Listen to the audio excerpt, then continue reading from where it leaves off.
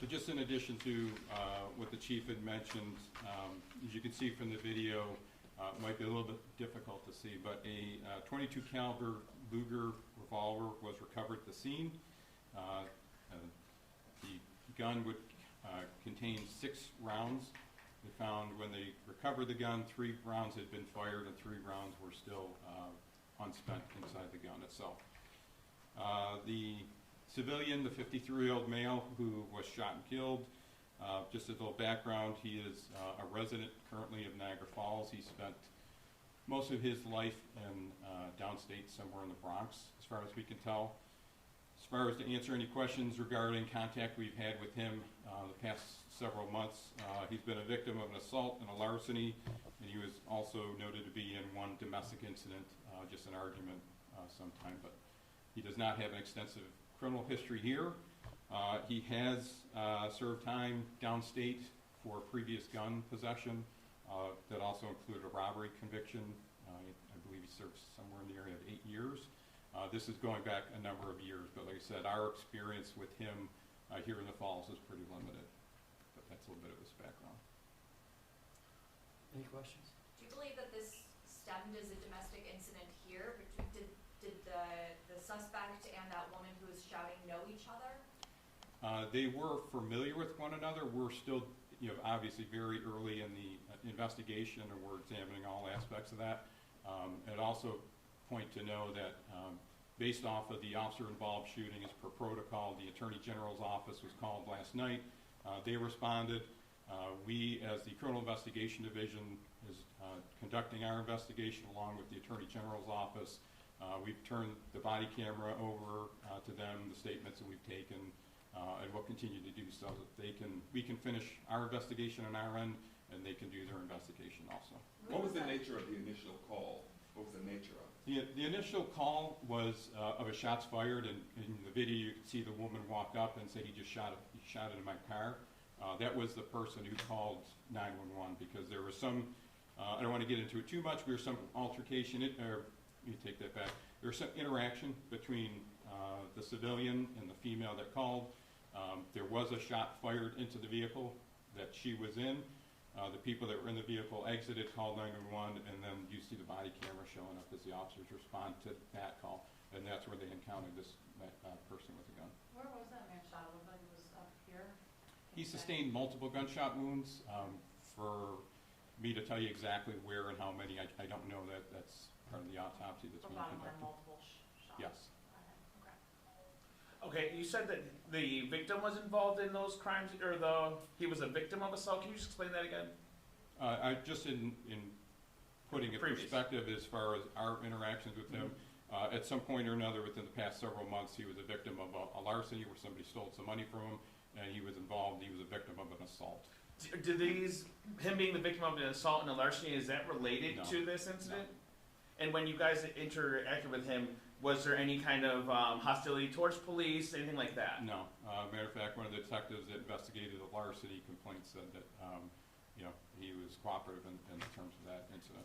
For the larceny, was this case resolved? Was somebody arrested for that or charged for those other I ones? believe there was an arrest involved in that, like I said, but it had nothing to do with this incident.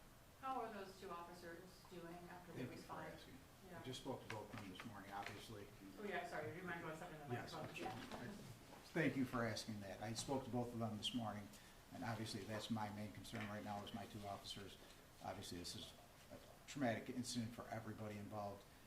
They're doing okay, and we're going to provide them with every resource we need to get them through this. How Thank is you. it for you when you hear about something like this happening to somebody around? It's tough.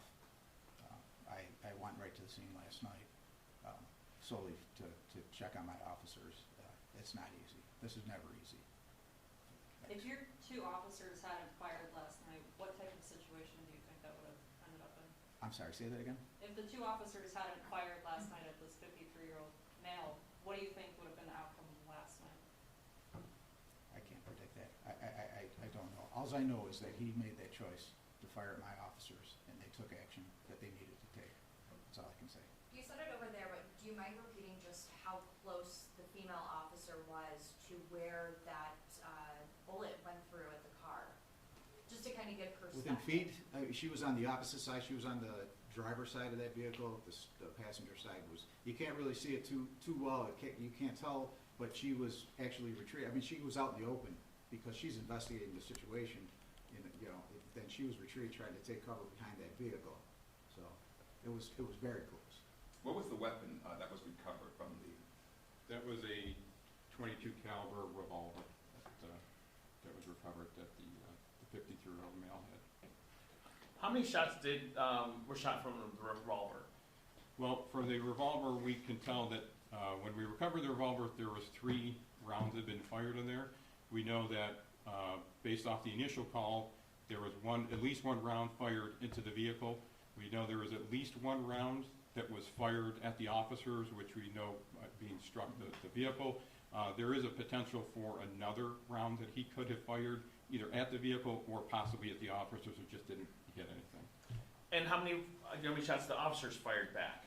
Well, we're still going through all that, but we can estimate easily that each of the officers fired at least 10 rounds. And was there anything else hit, like any kind of buildings, or I know we saw the police car was hit, any people or any other structures around they were hit in crossfire? No one else was hit. The building that the male was in front of was a stone structure. We didn't have any other reports of damage or injuries to anyone else as far as we're aware. And how many times was he hit? The perpetrator. Okay, it said he's undergoing an autopsy right now, which would determine the number of rounds that struck him. After seeing the body cam video, your thoughts on the response from the officers? You want- They did exactly what they were trained to do, faced with a horrible, horrible situation. You're talking about one officer with about 1 year and 11 months on the job, another officer with just over 2 years on the job. They couldn't have handled that, faced with what they were faced, better. I mean, those are 2 relatively new officers. That's kind of got to be pretty significant for them, right? Sure. Yeah. Yeah, obviously, yeah.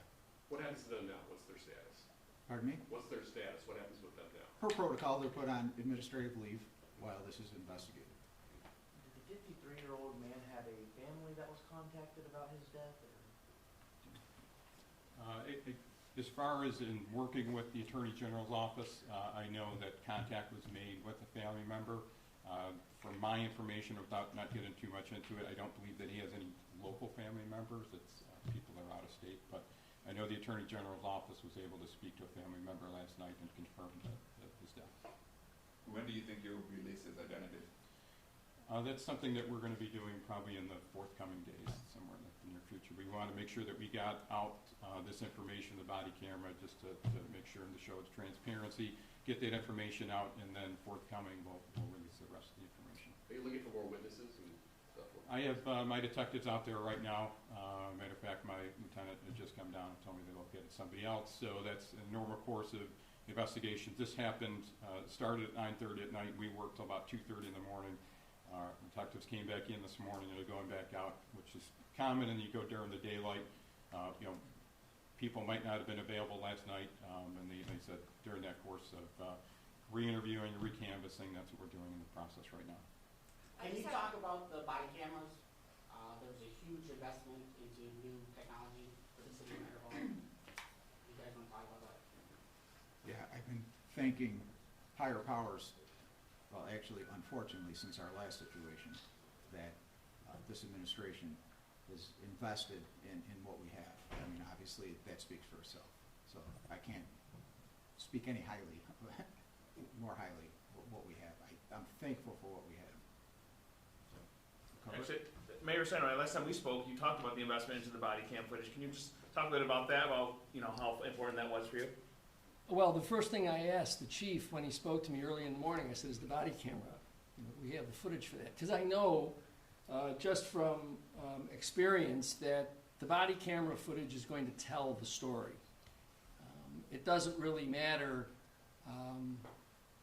how accurate both the chief of detectives and the superintendent of police are with regard to factual elements.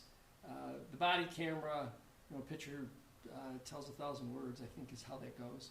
So I think it's critically important for our police personnel to have the use of the best technology we can get for them.